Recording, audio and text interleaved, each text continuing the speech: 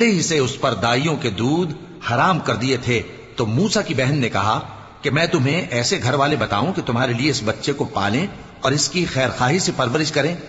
سو ہم نے اس طریق سے ان کو ان کی ماں کے پاس واپس پہنچا دیا تاکہ ان کی آنکھیں ٹھنڈی ہوں اور وہ غم نہ کھائیں، اور معلوم کر لیں کہ اللہ کا وعدہ سچا ہے، لیکن اکثر لوگ نہیں جانتے۔ اور جب موسیٰ جوانی کو پہنچے اور بھرپور جوان ہو گئے تو ہم نے ان کو حکمت اور علم عنایت کیا، اور ہم نیکوکاروں کو ایسا ہی بدلہ دیا کرتے ہیں۔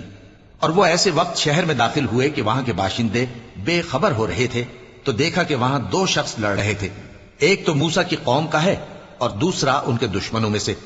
تو جو شخص ان کی قوم میں سے تھا اس نے دوسرے شخص کے مقابلے میں جو موسیٰ کے دشمنوں میں سے تھا مدد طلب کی،